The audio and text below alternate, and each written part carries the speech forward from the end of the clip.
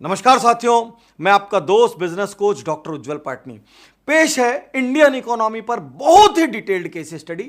साथियों, एक बात यहां मैं बता दूं, यह केस स्टडी बहुत ही ऑथेंटिक और डीपली रिसर्च्ड है क्योंकि इसमें बहुत सारे टॉप सोर्सेस की मदद ली गई है। हार्वर्ड बिजनेस रिव्यू से लेके मैकेंजी से लेके बोस्टन कंसल्टिंग ग्रुप और हमारी अपनी उज्जवल पाटनी रिसर्च टीम ने इसमें काफी मेहनत की है। तो जिन पॉइंट्स पे हम बात करने जा रहे हैं, तेजी से 1 मिनट में मैं आपको स्क्रीन पर वो पॉइंट्स दिखा रहा हूं। सबसे पहले हम डिस्कस करेंगे कोरोना वायरस कैसे कैसे टर्न ले सकता है और उससे इकोनॉमी पर क्या फर्क आएगा। ये डिप्रेशन है या रिसेशन है, कोरोना के पहले की जीडीपी और बाद की जीडीपी में क्या फर्क है, कौन से बिजनेस नीचे जाएंगे और कौन से बिजनेस ठीक करेंगे, क्योंकि अच्छा करना एक सवाल है। बाजार को क्या क्या प्रॉब्लम आएगी जिसके लिए आपको तैयार होना चाहिए, और सबसे अंत में बाजार को क्या कदम उठाने चाहिए। सबसे पहले हम बात शुरू करते हैं कोरोना वायरस और 3 सिचुएशन।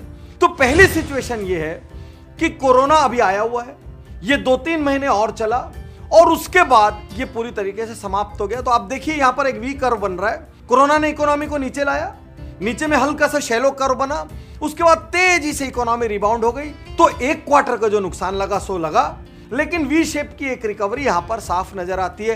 अब हम दूसरी सिचुएशन पे आते हैं। कोरोना आया, ये 2-3 महीने चला, सबको लगा कि ये खत्म हो गया और आप देखिए मजे से ये वी कर्व बन गया और यहां पे रिकवरी स्टार्ट हो गई। लेकिन कोरोना वापस रिकर कर गया, वापस से आ गया।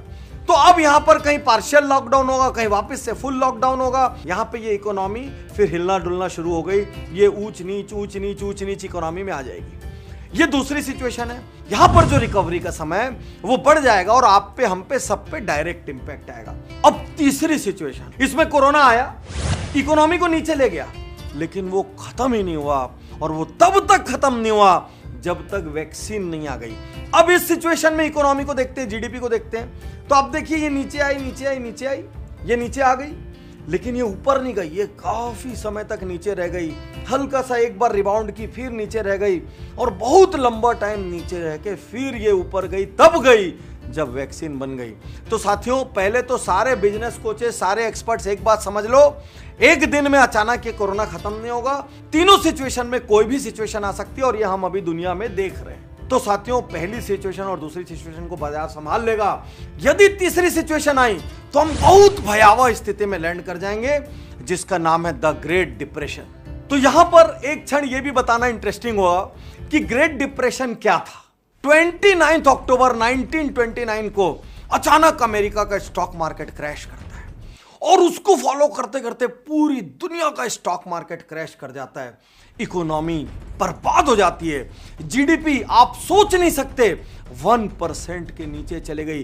चारों ओर हाहाकार, लाखों लोग आत्महत्या करते हैं। गरीब और अमीर देश सब उस ग्लोबल डिप्रेशन में बर्बाद हो गए। इंटरनेशनल ट्रेड 50% से नीचे आ गया और देशों में अनएम्प्लॉयमेंट 30% नीचे गिर गया। यानी हर 100 में 30 आदमी की नौकरी चली गई, कहीं 40 आदमी की नौकरी चली गई।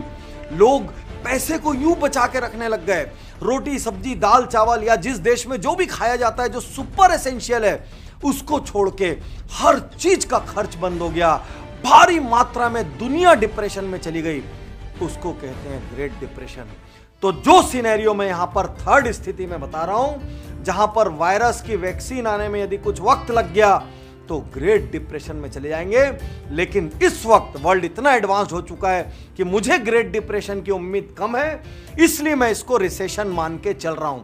आइए सिर्फ 1 मिनट में तेजी से देखते हैं प्री लॉकडाउन और पोस्ट लॉकडाउन, अर्थात लॉकडाउन के पहले फाइनेंशियल ईयर 20 और 21 में जीडीपी क्या बताई जा रही थी और लॉकडाउन के बाद रिसर्च एजेंसीज के सेंटिमेंट्स और मूड्स में क्या चेंजेस आए हैं और उन्होंने रिवाइज करके इसको क्या कर दिया है, और वर्ल्ड की जीडीपी को कैसे रिवाइज किया गया है और इंडिया वर्ल्ड से बेहतर पोजीशन में क्यों है। जीडीपी का अर्थ होता है ग्रॉस डोमेस्टिक प्रोडक्ट, अर्थात किसी एक देश में एक पीरियड के भीतर जितनी भी सर्विसेज, जितनी भी प्रोडक्ट्स, जितनी भी गवर्नमेंट स्पेंड्स की जाए, उन सब का टोटल मिला के, अर्थात उस पीरियड के भीतर उस देश में जितनी भी इकोनॉमिक एक्टिविटी हुई है, उस सब की मॉनेटरी वैल्यू, अर्थात जब उसको मनी टर्म्स में लेते हैं, परसेंटेज टर्म्स में लेते हैं, तो उसको कहते हैं ग्रॉस डोमेस्टिक प्रोडक्ट। साथियों, इस वक्त स्क्रीन पर जो ग्राफ आ रहा है इसको ध्यान से देखिए।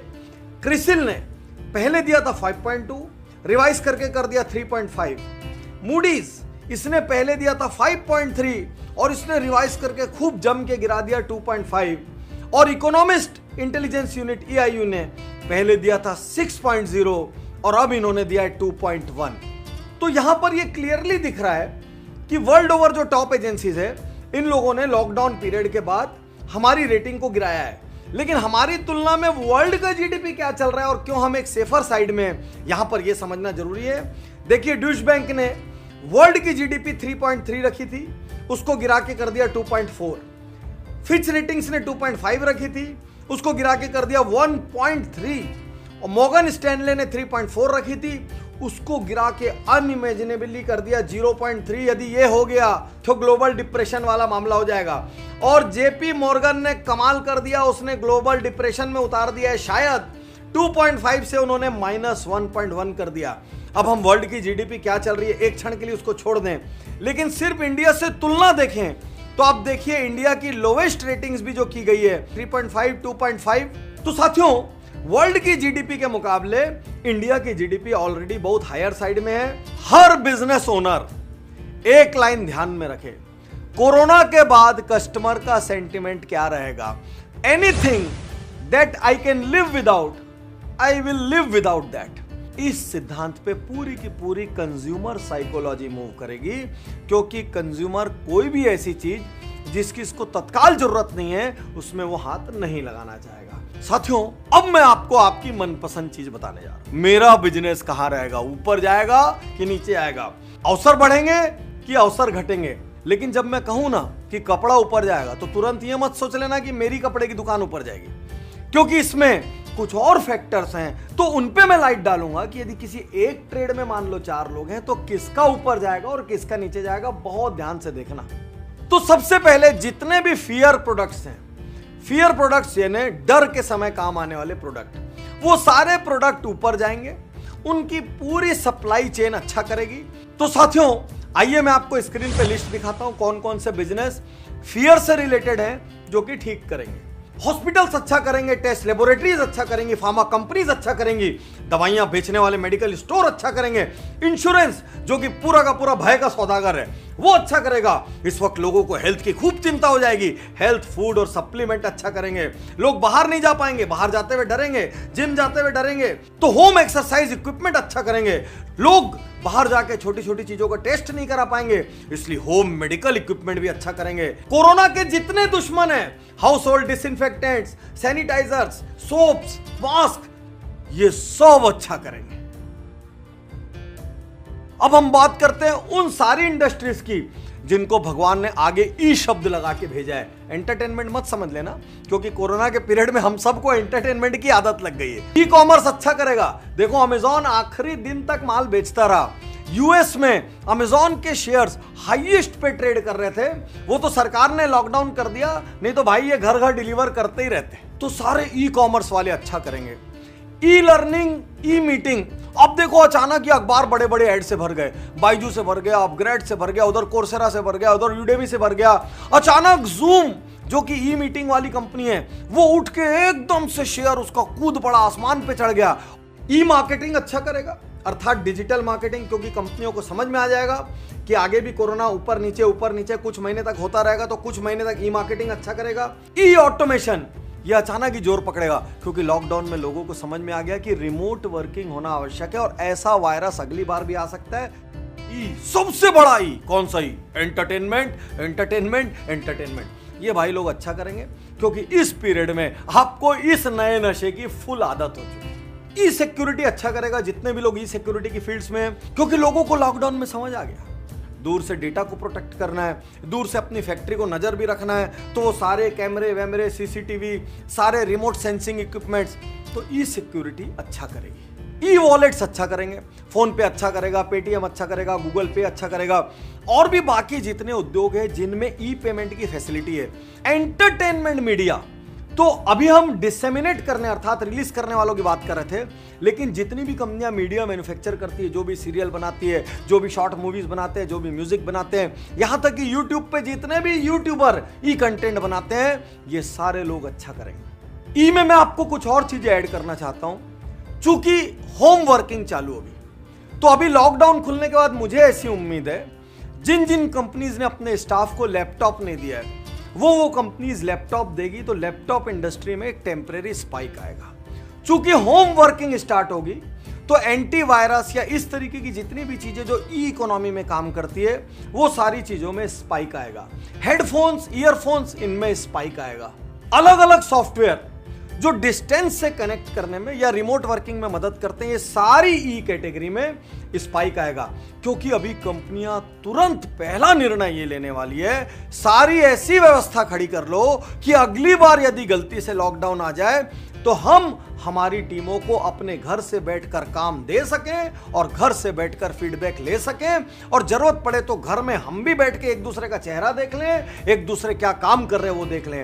अब हम उस सेक्टर में आते हैं जो एक्चुअली जब भयंकर डिप्रेशन आया था, द ग्रेट डिप्रेशन, उस वक्त भी वो सेक्टर स्टेबल था। इनफैक्ट वो सेक्टर टेम्पररी ऊपर चला गया था। इसका नाम है एफएमसीजी, अर्थात फास्ट मूविंग कंज्यूमर गुड्स। इसको सरलता के लिए हम दो हिस्से में बांट देते हैं। सबसे पहले हमारी भोजन से रिलेटेड चीजें अर्थात एसेंशियल्स। तो एसेंशियल्स को कोई दिक्कत नहीं आने वाली। ये जितने भी किस्म के अनाज हैं, दालें हैं, तिलहन है, तेल है, नमक, शक्कर, इनको कोई दिक्कत नहीं आने वाली। उल्टा मुझे लगता है कि इनकी वजह से तेजी आएगी। अब हम आ रहे हैं नॉन फूड कैटेगरी के एफएमसीजी। इनको भी कोई दिक्कत नहीं आएगी यदि आप इनके सप्लाई चेन का हिस्सा हैं तो। यदि आप एक छोटे से शहर की छोटी सी गली के किराना दुकान है तो एक्चुअली आपका माल साफ हो जाएगा। इनफैक्ट आपको ज्यादा दिक्कत क्या आएगी कि आपके पास माल नहीं आ रहा है, क्योंकि ये सारे को जिंदा रहने के लिए देश भर में लॉजिस्टिक्स चालू होना बहुत जरूरी है और मैन्युफैक्चरिंग कंपनीज को वापस से ठीक से फंक्शन करना बहुत जरूरी है। तो आइए एक क्षण के लिए मैं आपको एफएमसीजी बता दूं जो जो अच्छा चलेंगे। स्क्रीन पर देखिए मेरे पीछे। Toiletries, beverages, stationery, package food, cleaning product, laundry product, plastic good, personal care product, जिसमें टूथपेस्ट से लेकर सोप तक सब आ गया। आप सब अच्छा करेंगे, आपको किसी किस्म की दिक्कत नहीं आने वाली। हाँ, ये लॉकडाउन पीरियड में जो नुकसान हो गया सो हो गया, लेकिन आपकी इकोनॉमी सबसे तेजी से वी शेप में रिबाउंड करेगी। साथियों, अब उन इंडस्ट्रीज का नाम, उन उद्योगों का नाम, उन सेक्टर्स का नाम लेने जा रहा हूं जिनको खतरा है, क्योंकि कोरोना ने जिंदगी को शतरंज में बदल दिया है। कोई जीतेगा तो कोई हारेगा। तो हारने वाली इंडस्ट्रीज या जिनको ज्यादा तकलीफ आने वाली है वो सेगमेंट्स कौन है, आइए एक क्षण उन पे बात करते हैं।